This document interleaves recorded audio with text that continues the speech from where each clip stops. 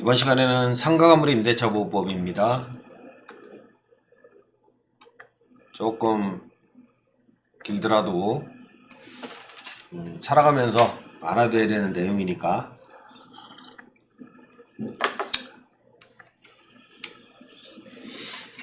자, 상가건물 임대차의 성립. 첫 번째로 차임이 있는 임대차다. 보증금은 있는 경우가 있고 없는 경우가 있고 뭐 월세만 있는 경우도 있으니까 임차권 등기 안 해도 성립할 수 있다. 물론 합의로 할 수도 있겠지만 기간 중에 성립 중에. 그 다음에 미등기 전세는 채권적 전세다. 그래서 등기가 필수 요건은 아니다. 전세권하고 이제 전세권이라고 등기하면 이 전세권이죠. 이거는 물권인 전세권. 임차권과 같은 거, 주택임대차와 같은 거고, 반대 역정이 없을 경우 임차권 등기 청구가 가능하다. 이거는 민법상 뭐 상대방 응해줘야 되겠죠. 그리고 이거는 단독 신청이고, 요거는 이제 공동 신청하는 건데, 요거는 존속기간 만료 후죠. 보증 반환 지체한다. 주임법하고 똑같아요. 그 임차권 등기 변경이 있는 거는. 그리고 전세권이라 하면 물권인 관계로 전세권 등기를 요한다. 그래서 등기 없이도 성립하지만 기간 중에 뭐 처음이든 중간이든 공동 신청해야 임차권 등기가 가능하고, 그 다음에 기간 만료 후 보증 반환 지체한다 할 때는 단독 신청에 의한 임차권 등기 명령에 의한 임차권 등기가 가능하다. 주된 부분이 주거용이 아니라 주된 부분이 영업용인 건물에 전부 또는 일부 임대차에 적용이 된다. 일시는 아니고 단순히 상품의 보관, 제조, 가공, 사실행위, 공장, 창고 등은 제외된다. 사실행위, 보관, 제조, 가공 요런 거 운영하려고 남의 건물을 임차했을 때는 적용이 안 된다는 거죠. 근데 영리 목적으로 뭐 판매도 일부 이루어지고 사업자 등록도 하고 그러면 또 적용이 될 수도 있겠지만 물건만 쟁여놓는 보관해놓는 그런 창고 목적의 임대차는 적용이 안 된다. 영업용이니까. 그 다음에 사업자 등록의 대상이 되는 건물의 임대차.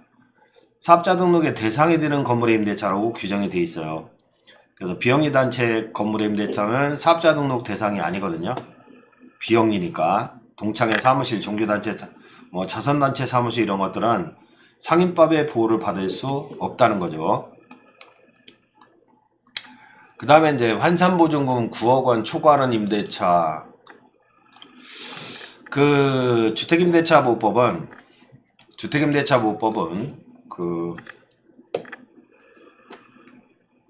보증금 20억이든 200억이든 상관없거든요. 근데 상가건물 임대차보호법은 기본적으로 처음에는 영세 상인의 임차권을 보호하기 위해서 태어난 제도다 보니까 이게 옛날에는 적었는데 요즘은 그 서울시 보증금 9억 기준이에요. 그래서 9억을 초과한다 그러면 본법이 적용이 안 되는 게 원칙이거든. 그러니까 우선 면제권이나 최우선 면제권이 없어요. 본법이 적용이 안 되는 게 원칙인데 자꾸 예외를 만들었어요. 이제 법을 개정하면서 9억을 초과한다. 그랬을 때 인도받고 사업자 등록을 하게 되면은 대항력이 인정이 돼요. 새로운 소유자한테 대항한다는 대항력이 인정되고, 그 다음에 존속기간 끝나잖아요. 그 주택임대차보호법은 갱신요구하는 건 1회에 한정된다 했잖아요. 갱신요구 1회에 한정되는데 요거 갱신요구 제도가 있는데 요거는 10년까지 계속 끝날 때만 10년까지 갱신요구해서 갱신요건을 행사할 수 있다. 그 9억을 초과하더라도 원칙적으로 상인법의 보호를 못 받는데 그래서 우선 면제권, 최우선 면제권 돈 받는 거 있잖아요. 배당받고 최우선 배당받고 이거는 적용이 안 돼 지금도. 근데 예외로 적용되는 게 꽤 있거든. 그래서 권리금 회수, 요것도 뒤에서 보겠지만 권리금 회수 기회가 보장이 된다든지, 그 다음에 9억을 초과하는 경우는 좀 세잖아요. 임차인도 돈이 많잖아. 그래서 연단위 5%까지 증액 청구 못한다. 요 규정 적용이 없어요. 요 규정 적용. 그러니까 계약기간 끝나잖아요. 환산보증금 9억을 초과하면 막 보증금 무지하게 올려달라고 그죠. 그래서 엄청나게 올려달. 갱신요건 행사에도 보증금 증액 범위가 엄청나죠. 주인이 내보내다 할 때는 그런 그 난점은 있고, 그리고 차임 3기 연체 시 즉시 해지가 가능하다. 3기 제한을 두는 거. 3기. 그래서 그 원래 9억 초과한다? 본법 적용 안 된다. 그래서 우선변제 물권처럼 우선변제권이나 저당권처럼 우선변제권이나 최우선 변제권 행사하는 거 없다. 그런 거 안 된다. 근데 3기까지 대권을 갱신할 수 있다. 저는 이렇게 이해를 하는데, 3기 차임 연체 시 즉시 해지 가능하다는 규정, 그 다음에 대항력 규정, 권리금 회수기의 규정, 그 다음에 갱신 요건 규정은 적용이 된다. 3기까지 대권 갱신. 그래서 3기 연체 시 해지할 수 있다는 규정, 그 다음에 대항력 규정, 그 다음에 권리금 해소기의 보장 규정. 그러니까 존속을 보장해주는 거죠. 존속. 원칙적으로 안 되지만, 그러니까 존속을 보장하는 거죠. 존속. 다만 이제 계약기간 끝나면 증액 청구하는 거, 돈 문제는 뭐 올릴 수 있는 거지 뭐. 5%까지 안 된다. 5%까지 증액 제한 규정이 적용이 안 되니까. 그래, 너 돈 많은 9억 초과 임대차, 임차인도 너 돈 많은데 영업은 계속해라. 그래야 경계도 활성화되니까.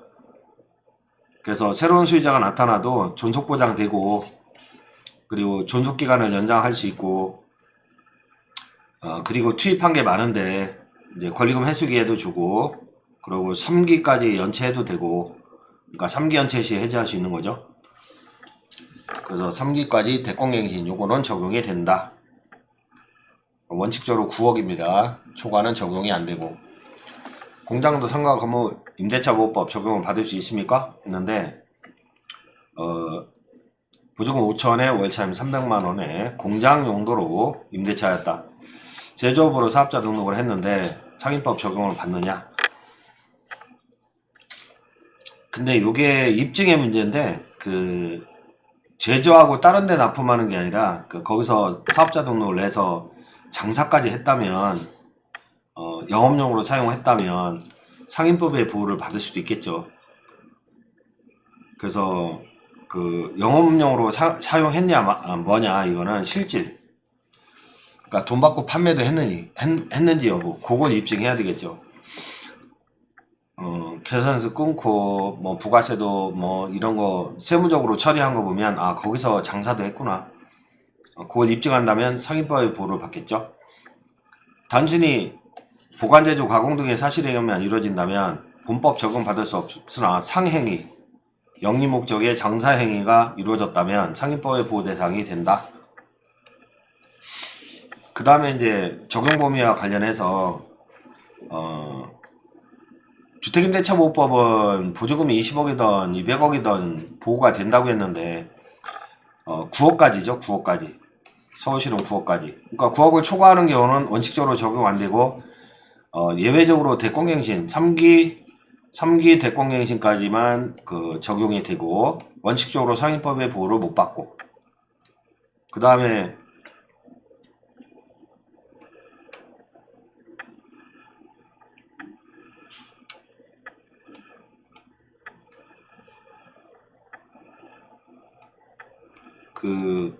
월세 같은 거를, 주택 같은 경우는 지방 얘기죠. 이거는 지방 얘기.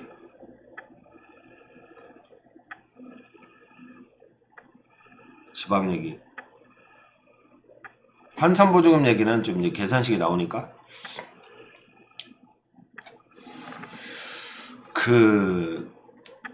이게 체크를 하면 주택임대차보호법은 보증금 뭐 20억에 월세 2천만 원이다. 굳이 이렇게 보증금으로 2천원 환산 안 하거든요. 환산 안 해. 뭐 최우선 면제다. 최우선 면제 같은 경우도 그냥 뭐 환산 보증금으로 계산하고 그런 거 안 해. 그러니까 주임법은 그 환산을 안 한다. 근데 요거는 아까 9억을 초과하면 안 된다. 9억 이하 임대차에 적용된다 그랬잖아요. 적용된다 그랬는데 이거 환산을 해요. 그러니까 월세는 보증금에 환산을 한다고. 그래서 보증금 6억 원에 월세 300만 원이다. 그러면 환산 보증금은 그 300을 환산하면 뭐 300을 환산하면 3천? 아 너무 낮잖아. 너무 낮네. 3천, 300. 300만 원을 3천의 가치로 볼 수는 없잖아. 300만 원을. 월세 300만 원은 받는 가치가 돈 3천에 비할 수는 없죠. 근데 그렇다고 30억? 너무 세고. 3억이라고 3억. 3억. 그래서 월세 300만 원은 3억으로 환산될 수 있고 보증금 6억이니까 총 9억이잖아. 총 9억인데 9억 이하네? 그러면 상인법의 보호를 받네. 상인법의 보호를 받는데 보통 보면은 월세 300 부가세 10% 벌도 이런 식으로 하잖아요. 임차인이 이것도 부담하죠. 임차인이 뭐 330만 원을 부담하잖아요. 그러면 이거를 갖다가 환산시켜버리면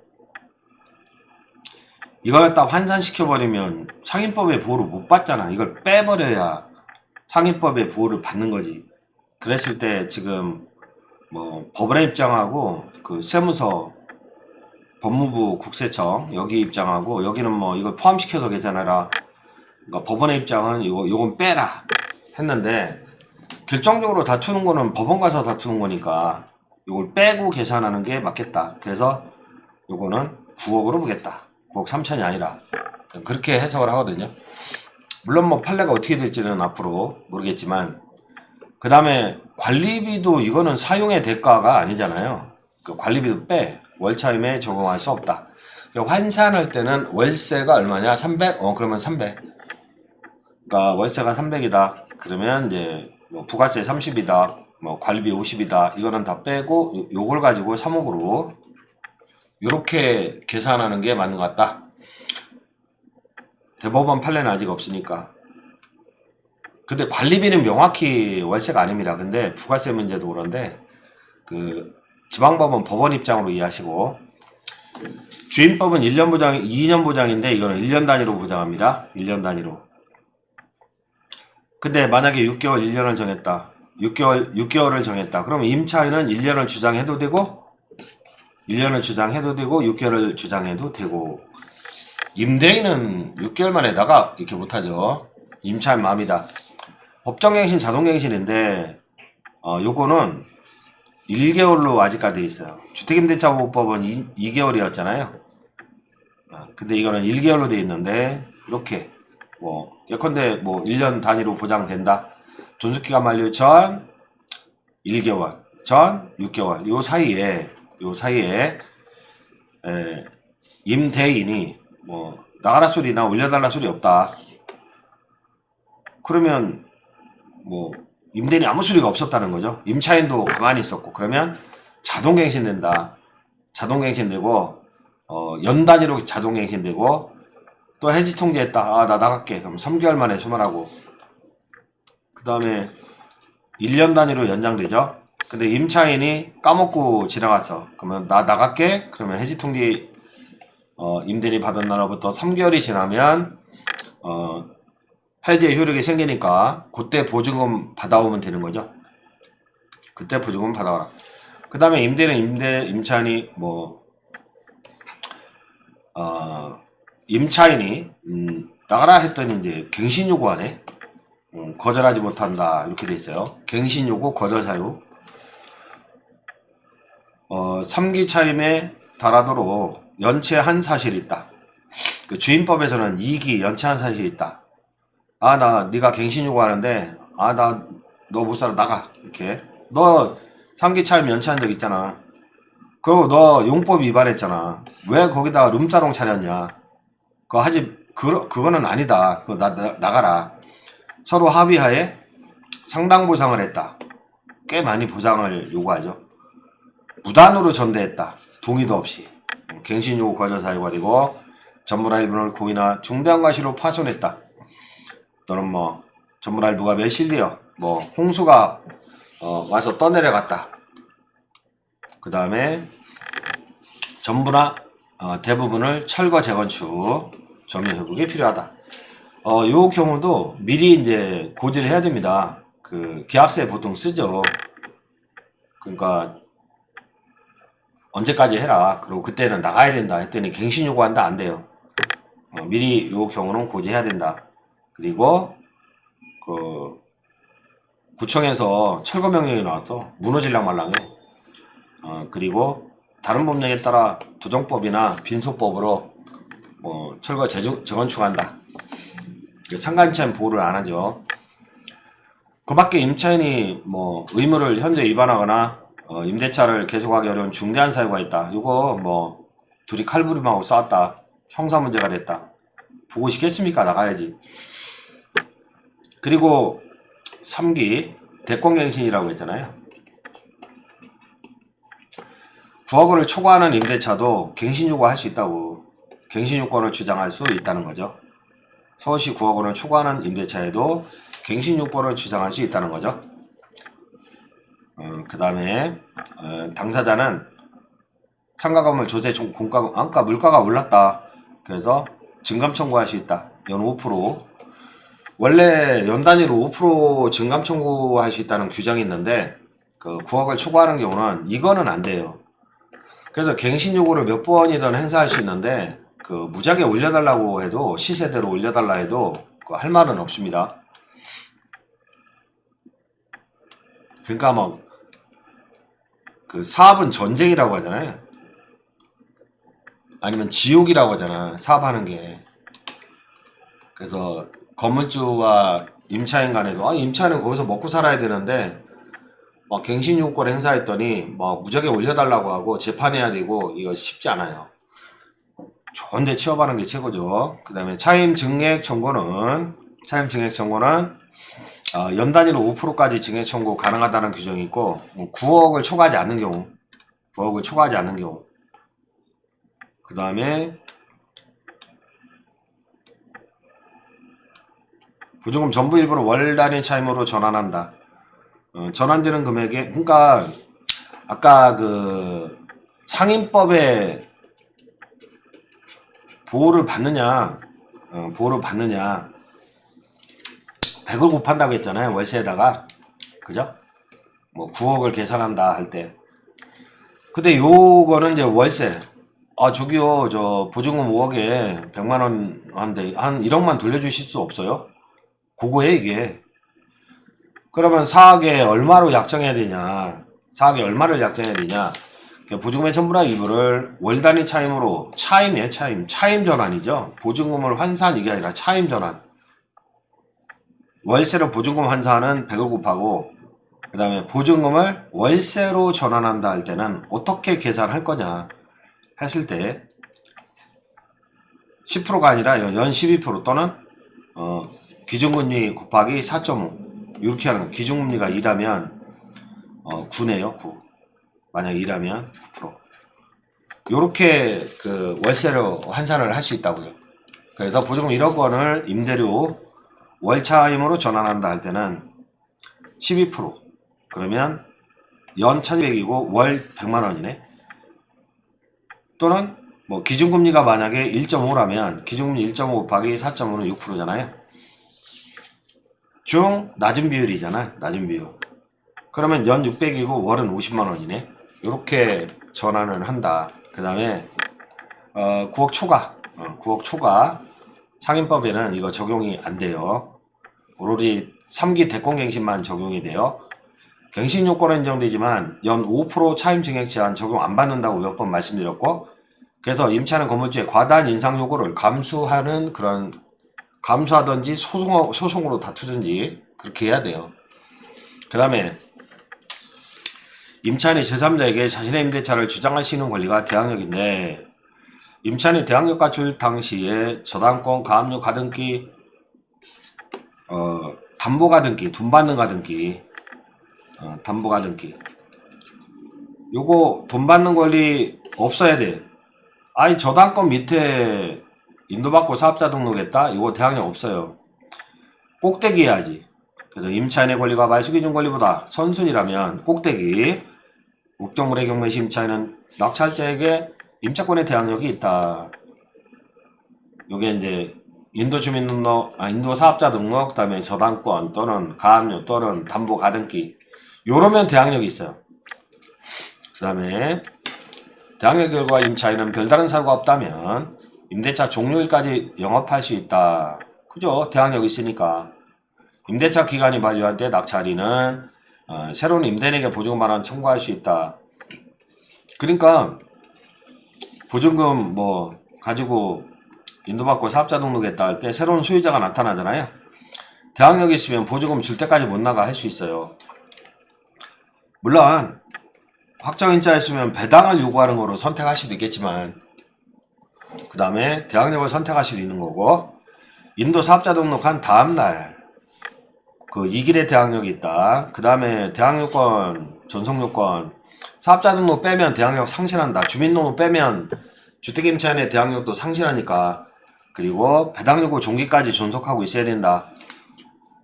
그러니까 배당요구 종기까지 배당 딱 해버리고 빠져도 퇴거해도 대항력이 있는 거죠. 그리고 임차권 등기명령 단독신청, 공동신청해야 한 민법상 임차권 등기, 고래도 대항력이 있다는 거죠. 고래도.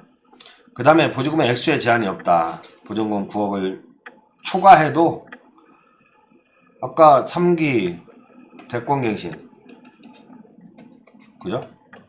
요 대항력 인정된다고 했잖아요. 대항력 초과해도 대항력은 인정이 된다. 사업자 등록을 하면. 그 다음에 우선변제권인데 인도와 사업자 등록 확정인자죠. 확정인자 있어야 우선변제인데 동사무소가 아니라 이거는 세무서죠. 세무서 가서 세무소에서 이 상가 임대차 계약을 체결한 날짜를 확인해 주기 위해서 임대차 계약서 여백에 날짜가 찍힌 도장을 찍어주는데 그 날짜를 의미한다. 그 등기명령 이렇게 해도 우선변제권이 인정이 된다는 거죠. 식당의 임대차구나. 상가 임대차 보증금 5천이고 월세 100만원이구나. 환산해도 뭐 1억 5백이구나. 상인법의 보호를 받네. 그 다음에 요거 상가 등기부 등본에 설정된 근저당이 있는데 요거는 근저당권 설정 금액보다 건물의 시세가 더 높다. 2억 원이네요. 2억 원. 이럴 경우 보증금을 안전하게 보호할 방법이 있습니까? 확정인자 받으면 보증금을 확실하게 반환받을 수 있다는데 맞습니까? 했는데 임차인이 건물의 인도와 사업자 등록을 마치면 대항력이 생깁니다.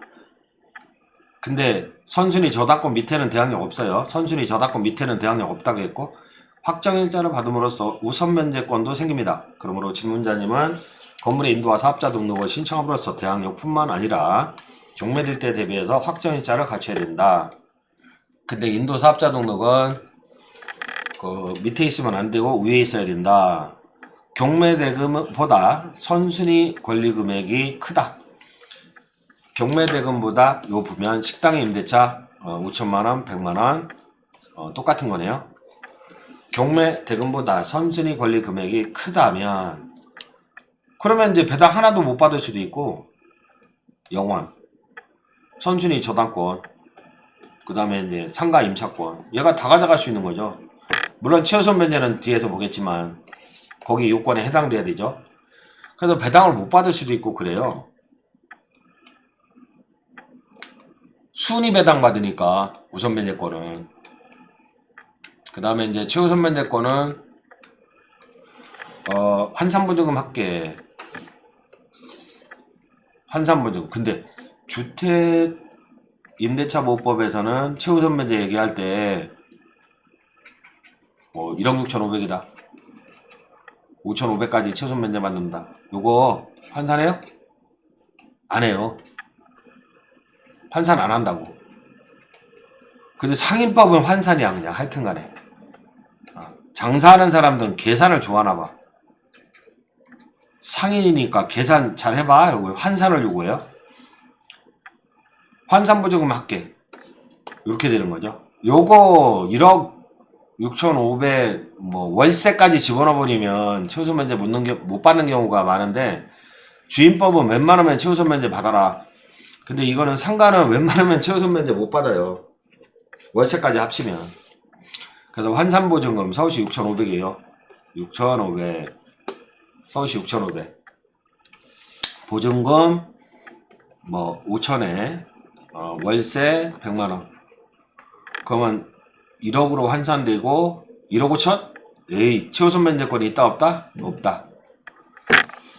그래서 아주 영세한, 극히 영세한 상인들의 보증금을 보호하기 위한 제도가 상인법상의 최우선 면제권이다. 그러면 보증금 6,500 이하짜리구나. 얼마까지 받아? 2,200밖에 못 받아요. 2,200만원만 최우선 면제 받는다. 그리고 주임법처럼 뭐 토지 및 건물의 경매대가 2분의 1의 범위 내에서 최우선 면제 받고 6,500만원 이하짜리 2,200까지 최우선 면제를 받는다. 주임법처럼 선순위 담보물권 설정 당시에 상인법 시행령에 의한다. 그래서 현 부동산 현황 서울시 상가 건물 시세 3억 낙찰가 2억 원 2012년 5월 1일 어우 선순위 근저당권이 있네. 2012년 5월 1일 선순위 근저당권이 있네. 선순위 근저당권 2011년 12년이죠. 12년. 근데 21년 5월 1일날 환산보증금 5천이래. 5천. 그러면 현행법에 의하면 보조금 6,500 밑이니까 2,200까지 최우선 받는데, 현행법에 의하면 보조금 1000에 40이잖아요. 그러면 이건 4천이고 1000이니까 5천이잖아. 5천인데 그러면 현행법에 의하면 최우선 면제 받는데, 현행법은 보증금 6,500 이하짜리 2,200까지 최우선 면제 받으면 돼 있잖아요. 그런데 12년도에 저당권 취득할 때는 나보다 우선하는 액수를 정했을 거 아니에요? 가계 빼기를 했을 거 아니야. 그래서 선순위자 보호 취지에서 2012년 선순위 저당권 설정 당시 시행된 상인법 시행령상의 최우선 면제 금액은 서울시 5천만원 이하짜리 1,500까지 최우선 면제 받았거든요. 5천만원 이하짜리 1,500만원까지 최우선 면제 받았거든.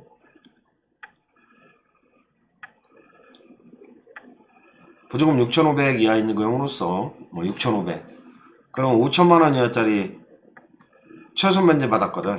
근데 이거는 보조금 6,500에 2,200이잖아. 보조금 지금은 보조금 6,500 2,200까지 최우선 면제 받. 이거는 플러스 요건입니다. 플러스 요건. 보증금 중 일정액이거든. 플러스 요건. 그래서 현행법상 최우선 면제 보증금은 2012년도에는 요 요건이 갖춰야 돼. 요 요건이. 그래서 최우선 면제권이 아예 없네. 이게 답이네. 최우선 면제권이 없다. 최우선 면제권이 없다. 이렇게 하고, 근데 만약에 현재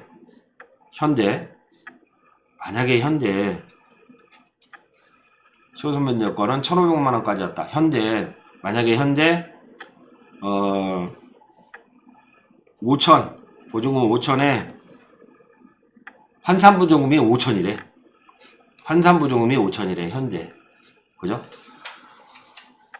환산보증금이 현재 5천이래. 그러면 요게 맞죠? 요거. 환산보증금이 현재 5천이래. 죄송합니다. 다시 이렇게 보면은, 숫자만 나오면 힘들어. 이 법을 공부한 사람은 숫자만 나오면 힘들어. 자, 2021년 환산보증금 5천이죠? 21년 환산보증금 5천이야. 5천. 21년. 2200까지 최우선 면제 맞죠? 2200까지. 근데 2012년도에는 환산보증금이 5천이야 1,500이야. 5천이야 1,500. 그러니까 5천이야 1,500이니까 5천이야 1,500. 지금은 6,500이야는 2,200. 그러니까 5천. 그 당시에는 5천 이하야. 5천 이하 1,500이야. 그러면 1,500까지 배당을 받잖아요. 1,500까지.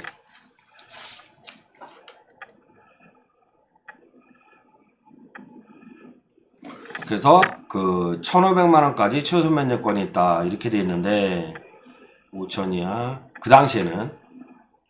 근데 이거는 명확한 건데 최우선 면제권이 없다. 만약에 환산보증금이 이 사람이 환산보증금이 현재 자 현재 환산보증금이 5천 환산보증금이 5천 그러면 21년도에도 5천이잖아요. 그죠? 그러면 얼마까지 받았어? 1,500 받겠지. 1,500 받겠지. 근데 현재 환산보증금이 뭐 6천 현재 환산보증금이 6천 그러면 5천만 원 초과하는 거잖아. 그러면 1,500까지 받는 게 아니라 0원 이렇게 되네. 0원. 그죠? 0원. 5천이구나. 5천. 그러니까 이 사람은 2,200 받는 게 아니라 1,500을 받아. 자, 현재 5천이야. 환산보증금이. 그러면 2,200 받는 게 아니라 1,500 받는 거야. 근데 현재 환산보증금이 6천이야. 그러면 2,200 받는 게 아니라 0원이야. 0원. 아예 적용이 안 되잖아. 아예 적용이 안 되니까 0원이야. 5천만 원 이하만 최우선 면제 받잖아요. 그 다음에 천순이 담보권 설정 당시 상인법 시행령에 의한다. 현 부동산 현황 서울시 상가 건물 천순이 저당권 13년이네. 13년 20년 그러면 환산보증금이 1000이니까 1000에 50만 원이네요. 그러면 6천만 원 확정일자까지 받았고 천순이 저당권 경매 신청 낙찰됨. 근데 선순위 담보물건은 2013년도잖아. 2013년 그때는요 5천 이하만 보장된대. 근데 현재는 5천이잖아. 5천 똑같이 5천 되네. 5천 그러면 2200 최우선 면제냐? 아니다. 1500 최우선 면제다. 1500 최우선 면제다. 다 써놨네요. 그죠? 2200 최우선 면제가 아니라 1500. 그 다음에 상기사례에서 최우선 면제권은 없지만 확정일자를 받았으므로 경매대금에서 후순위 권리자 그 밖에 채권자보다 우선하여 보증금 받을 권리가 있다. 확정일자 나머지 못 받은 거 나머지 못 받은 게 있다면 1500 받았으니까 이건 최우선 면제 받는 거죠. 나머지 못 받은 거는 순위에 따른 우선 배당을 받는다. 그렇게 이해하시면 되고 권리금 해수기의 보호규정 임대인의 임대차 기간이 끝나기 전 6개월부터 임대차 종료 시기까지의 그죠?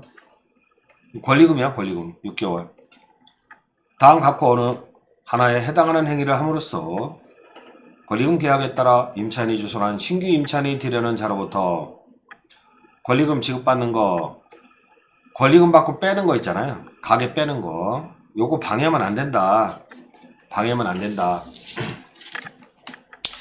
이런 행위를 함으로써 세입자가 가게 빼는 거 권리금 받고 빼는 거 방해하면 안 된다. 임차인이 주선한 신규 임차인이 들여는 자에게 쥐가 권리금을 요구해. 가게 주인이. 또 임차인이 주선한 신규 임차인 들여는 자로부터 쥐가 권리금을 받아요.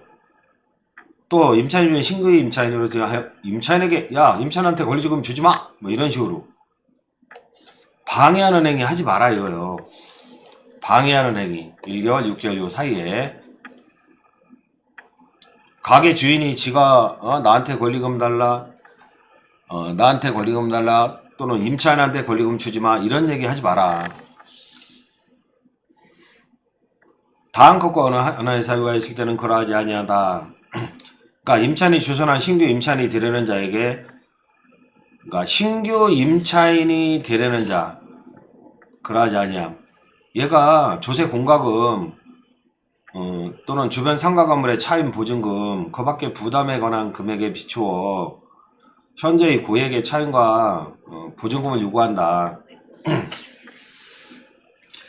그러니까 임차인은 상가 건물에 좀 뭐 비추어서 임차인은 예컨대 보증금 1억 원에 뭐 100만 원 살고 있었거든요. 근데 딱 시세가 뭐 보증금 1억 원에 한 120 정도 올려받으면 될 것 같아. 1억 천에. 근데 막 뭐 3억에 뭐 200만 원 내놔 뭐 이런 식으로 요구한다. 그럼 안 되지.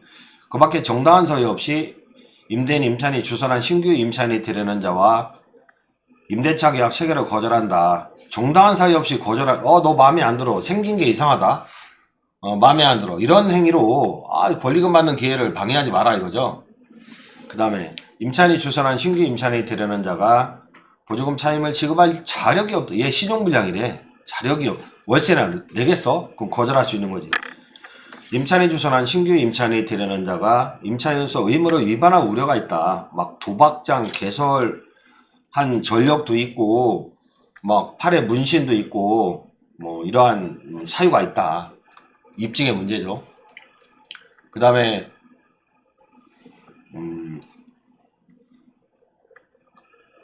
이 항은 다음 각 호의 어느 하나에 해당하는 경우에는 권리금 못 받게 해도 돼요. 야, 너 권리금 받지 마. 그냥 나가. 현재 임차인이 상가 건물을 1년 6개월 이상 영리 목적으로 사용하지 않았다. 나 가게 활성화시켜야 되는데 이게 뭐 피도 안 붙잖아. 권리금 안 붙잖아. 임대인이 선택한 신규 임차인이 임차인과 권리금 계약을 체결하고 이미 권리금을 지급해버렸는데 뭐 그런 경우는 뭐 정당한 사유가 있는 것으로 본다. 보시면 이제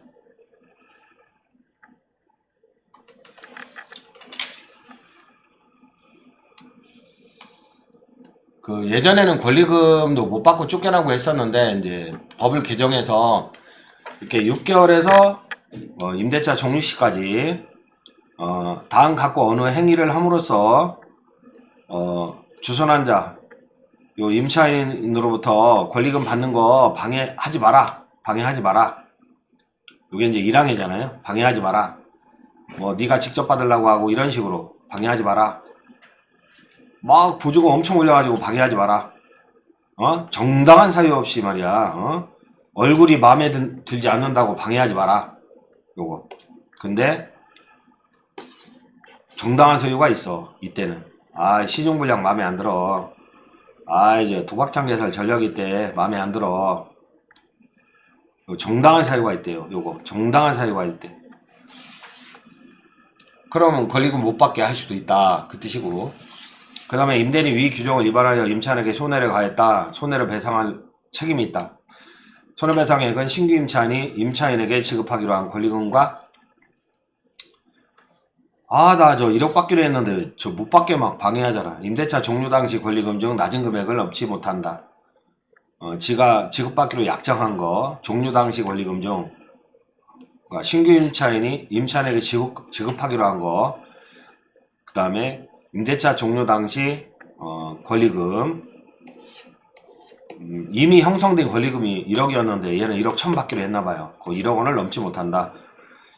지도 1억 두고 들어왔나 보지 뭐. 근데 1억 1천 받고 나가려고 했는데 못 받게 그냥 내쫓아버렸다면 이거 손해배상 청구할 수 있다.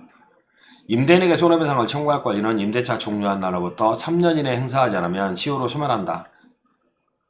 그냥 못 받고 쫓겨난 것 같다면 3년 내에 손해배상 청구해라 이거죠. 그러고 3기 대권 갱신 이 권리금이잖아요.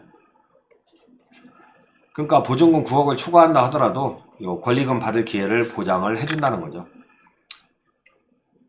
그리고 적용하지 아니함.